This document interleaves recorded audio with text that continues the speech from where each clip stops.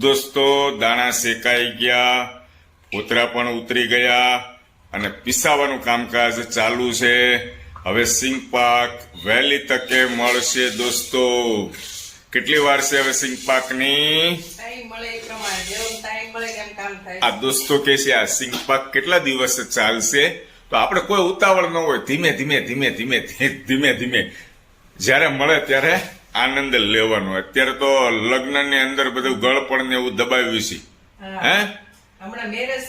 હા,